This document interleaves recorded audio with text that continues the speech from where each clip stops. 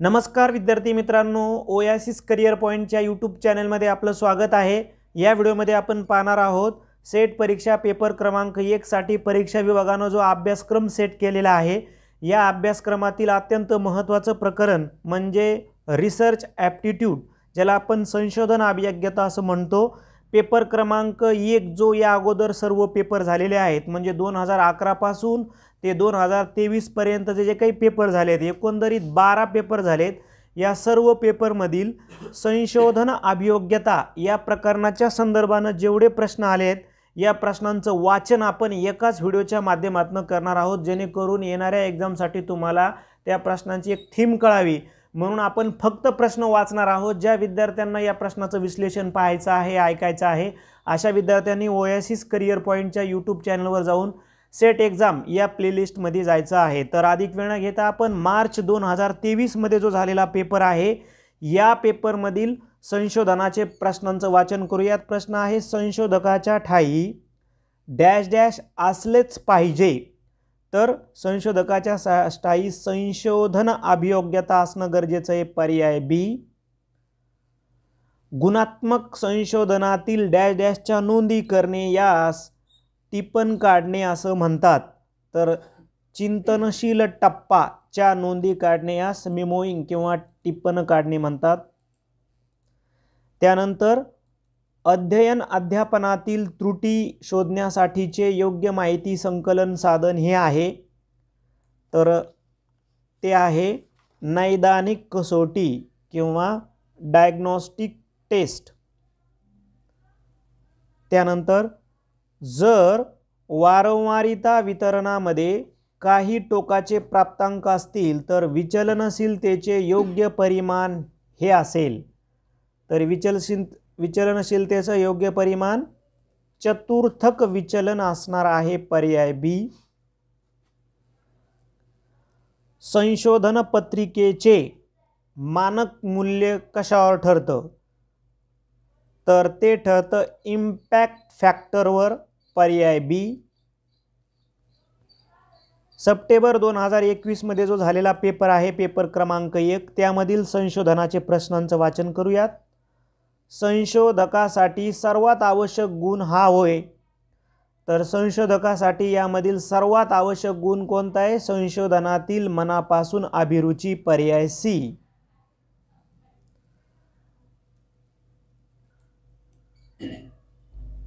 त्यानंतर गुणात्मक संशोधनात चिंतनशील टप्प्याच्या नोंदी करणे यास आत्ताच पाहिलं आपण मेमोइंग म्हणतात, पर्याय बी। त्यानंतर शैक्षणिक संपादन हे चल डॅश डॅश श्रेणीवर मोजले जाईल।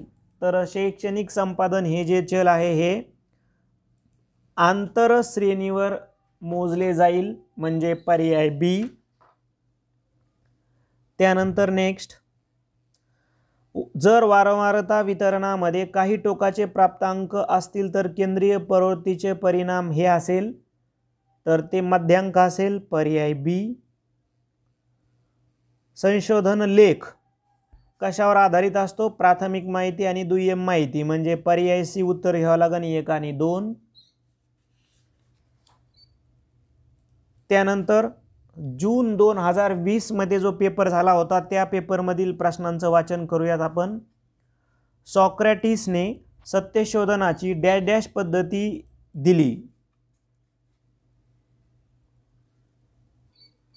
संवाद पद्धती, पर्याय डी। प्रायोगिक संशोधनाचा हेतू डॅश डॅश हा असतो। तर सिद्धांताच्या उपयोजनाचा अभ्यास करणे, पर्याय सी। संशोधकाने घालून दिलेल्या मर्यादांना डॅश डॅश असे म्हणतात। तर संशोधकाने घालून दिलेल्या मर्यादांना तर आपण त्यांना परिमर्यादा म्हणतो, पर्याय बी। कोणत्याही वारंवारिता वितरणासाठी 50वे शततमक आणि डॅश डॅश सारखेच असतात, तर मध्यांक, पर्याय बी। एक संशोधक पूर्वीच्या संशोधनालेखातील माहितीवरून नवीन संशोधन लेख लिहितो, हे डॅश डॅश आहे, तर हे अनैतिक आहे, पर्याय बी। त्यानंतर जून 2019 मध्ये जो पेपर झाला होता त्या पेपरमधील प्रश्नांचं वाचन करूयात। प्रश्न आहे, सत्य शोधण्यासाठीची संवाद पद्धती यांनी दिली। तर साहजिकच आत्ताच तो प्रश्न मागच्या वर्षी रिपीट झाला, फक्त उलट होऊन विचारला। तर सॉक्रेटिस म्हणजे पर्याय बी। त्यानंतर नेक्स्ट आहे, जर एक चल नामांकन श्रेणीवर मोजले जात असेल आणि दुसरे चल आंतर श्रेणीवर मोजले जात असेल तर योग्य संशोधन पद्धती ही डॅश डॅश असेल। तर प्रायोगिक पद्धती, व्यक्ती अभ्यास पद्धती, तिर्यक छेदात्मक पद्धती, सहसंबंध पद्धती। तर आपल्या प्रश्नाचं उत्तर आहे प्रायोगिक पद्धती, पर्याय ए।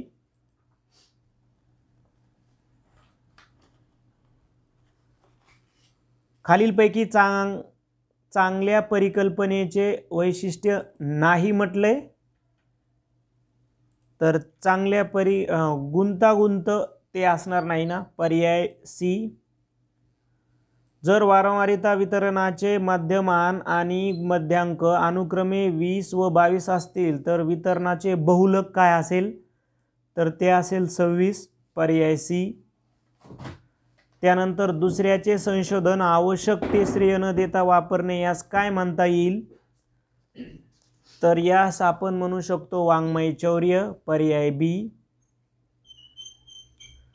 जून 2018 मध्ये जो झालेला पेपर आहे त्या पेपरमधील प्रश्नांचं आपण वाचन करूयात। प्रश्न आहे बघा, सुलिखित डॅश डॅश संभाव्य वाचकांना आकृष्ट करेल व त्याचबरोबर संशोधन अहवालाची संगणकीय आधार सामग्री सुलभतेने तयार करायला उपयोगी होईल। तर काय, सुलिखित शीर्षक, पर्याय ए। जो प्रस्ताव तात्पुरत्या स्वरूपात पुढील संशोधनासाठी आरंभबिंदू म्हणून वापरता येतो त्यास असे म्हणतात, तर त्यास गृहीतक असं म्हणतात, पर्याय ए। त्यानंतर आकडे बिनचूकपणे दर्शविण्यासाठीचा वापर होतो, तर आकडे बिनचूकपणे दर्शविण्यासाठी कोष्टकचा वापर होतो, पर्याय बी। एखाद्या विस्तृत शास्त्रीय बाबतीत खालीलपैकी माहितीचा अत्याधुनिक व विश्वसनीय स्रोत कोणता, तर रिव्ह्यू आर्टिकल म्हणजे समालोचक लेख। त्यानंतर एखाद्या नियतकालिकाचे संशोधकासाठी सर्वंकष महत्त्व दर्शविणारा सर्वोच्च सूचक कोणता आहे, तर तो आहे आयगेन गुणक। त्यानंतर 2017 मध्ये जो पेपर झाले आहे या 2017च्या पेपरमधील प्रश्नांचं आपण वाचन करूयात। खालीलपैकी एक डॅश डॅश ही संदर्भ सूची व्यवस्थापन संगणकीय प्रणाली आहे, तर ती आहे बघा एंड नोट, पर्याय ए। संशोधन लेखाच्या सुरुवातीस डॅश डॅश लिहिला जातो, तर संशोधन लेखाच्या सुरुवातीस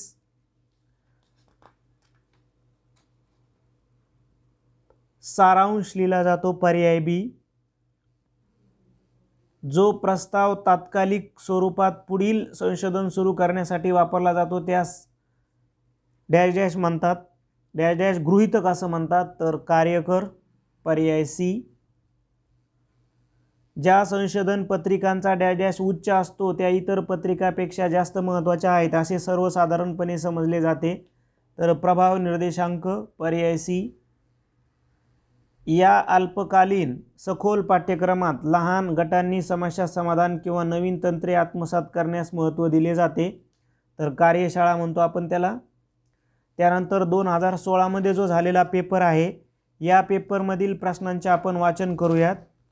प्रश्न आहे, संशोधन विषयाची निवड ही प्रामुख्याने डॅश डॅशवर अवलंबून असते, तर संशोधन विषयाची निवड ही त्याच्या समर्पकतेवर अवलंबून असते, पर्याय ए।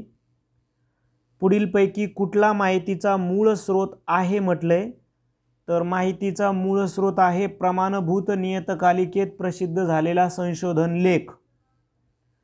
एका संशोधन अहवालानुसार एका देशाची लोकसंख्या 1941 या साली 2 कोटी होती, ती 2000 साली 6 कोटी इतकी झाली। या अभ्यासाचे सर्वोत्तम वर्णन असे करता येईल, तर त्याला आपण दीर्घकालीन मध्ये घेऊयात। पर्याय सी।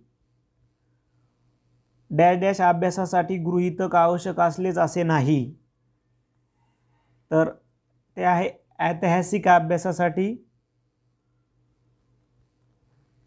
खालील नमुना निवड पद्धतीत कोणती पद्धती संभाव्यतेवर आधारित आहे, तर स्तरीय नमुना निवड म्हणजे पर्याय बी।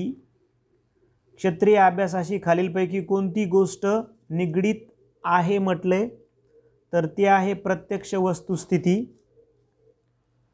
त्यानंतर 2015 साली जो पेपर झाला होता त्या पेपरमधील प्रश्नांचे आपण वाचन करूयात।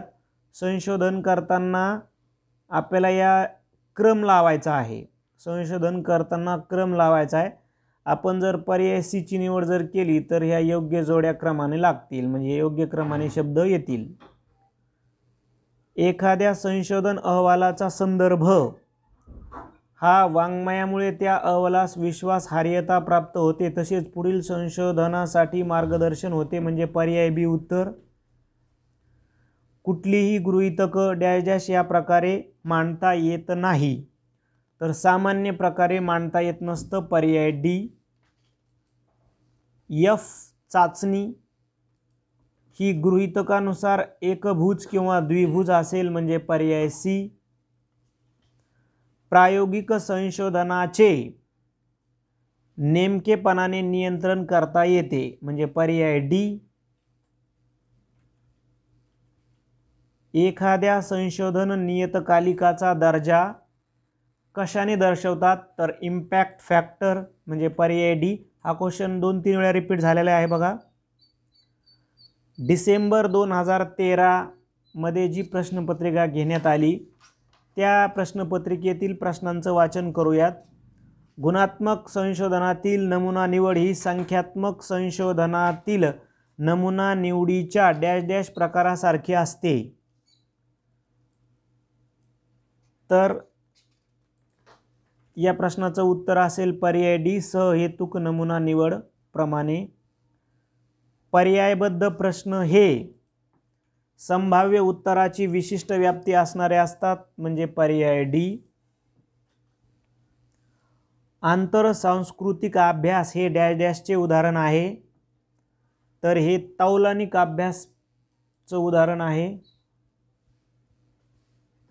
संशोधन आराखडा म्हणजे, तर संशोधन आराखडा म्हणजे संकलन व विश्लेषण यासाठी तयार केलेली चौकटबद्ध माहिती, म्हणजे पर्याय डी। डॅश डॅश परिकल्पना ही विशिष्ट निरीक्षणावर आधारित योजना असते, तर प्रवर्तनात्मक परिकल्पना, त्याला आपण इंडक्टिव्ह हायपोथेसिस म्हणू। मूल्यात्मक संशोधनाचा सर्वात महत्त्वाचा घटक कोणता, तर निगमनात्मक पद्धत, म्हणजे पर्याय सी। फेब्रुवारी 2013 मध्ये जी प्रश्नपत्रिका घेण्यात आली होती त्यामधील प्रश्नांचं आपण वाचन करूयात।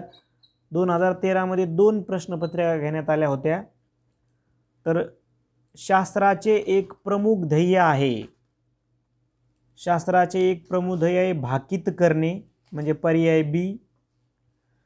त्यानंतर ज्या टप्प्यावर संशोधक आपली निरीक्षणे नोंदवितो त्याला काय म्हणू आपण, तर त्याला म्हणू आपण माहितीचं संकलन, म्हणजे पर्याय डी।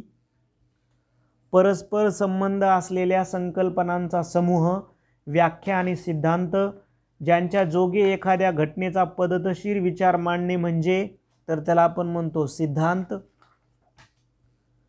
संशोधन सुरू करण्यापूर्वी उपलब्ध असलेले साहित्य चिकित्सिकपणे आणि व्यापक स्वरूपात वाचणे याला काय म्हणतात, तर याला म्हणतात साहित्य परीक्षण, पर्याय बी। नोव्हेंबर 2011 मध्ये जो पेपर झाला होता त्या पेपरमधील प्रश्नांचं वाचन करूयात। सरळ सरळ 1 लाईन दिलेला आहे। संशोधन म्हणजे, तर संशोधन म्हणजे सत्य शोधन क्रिया किंवा फॅक्ट फाइंडिंग ॲक्टिव्हिटी, पर्याय डी। संशोधनात्मक प्रश्न कशामधील संबंध स्पष्टपणे शोधण्याचा प्रयत्न करतात, तर परिवर्त्य किंवा त्याला चल म्हणतात किंवा व्हेरिएबल्स पर्याय डी. ज्ञान मिळवण्याच्या पद्धतीमध्ये इतर कोणत्याही पद्धतीत न दिसणारा पण शास्त्रीय पद्धतीत असणारा विशेष गुणधर्म कोणता, तर तो आहे स्वयंसुधारणा किंवा सेल्फ करेक्शन पर्याय बी. संशोधक आणि संशोधनात सहभागी होणारे यामध्ये परस्पर विश्वासाने निर्माण करण्याची प्रक्रिया, तर त्याला म्हणतात रॅपोर्ट किंवा एकतानता किंवा मराठीमध्ये पर्यायी शब्द आहे घनिष्ठता. त्यानंतर परिकल्पना तयार करण्यासाठीची पूर्वपीठिका कशात असते, तर त्याच्यामध्ये उपलब्ध साहित्य आणि सिद्धांत यामध्ये परिकल्पना तयार करतात. गावातला पुढारी किंवा एखाद्या संस्थेचा व्यवस्थापक किंवा एखाद्या हॉस्पिटलचा संचालक की ज्याची परवानगी घ्यावी लागते किंवा चांगल्या प्रकारे कोण माहिती देईल हे सांगू शकणारी व्यक्ती म्हणजे कोण, तर तिला म्हणतात की इन्फॉर्मंट पर्याय ए. ऑगस्ट 2011 मध्ये जी झालेली प्रश्नपत्रिका आहे त्यामधील प्रश्नांचं वाचन करूयात.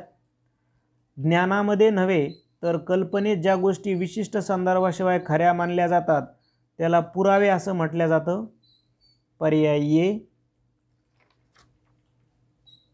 त्यानंतर शास्त्रीय संशोधनाच्या दृष्टीने सत्यता म्हणजे काय, तर सत्यता म्हणजे अनुभवजन्य परिस्थिती पर्याय बी. जोवर एखादा निष्कर्ष सार्वजनिकरित्या तपासून पाहिला जात नाही तोवर संशोधक तो निष्कर्ष खरा आहे असे मानत नाही. हे तत्व काय आहे, तर याला म्हणायचं वस्तुनिष्ठता पर्याय ए.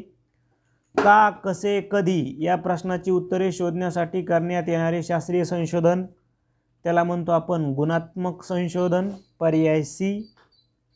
एखाद्या संस्कृतीचे तपशीलवार आणि परिपूर्ण चित्रण त्याला म्हणतो आपण एथनोग्राफी पर्याय ए.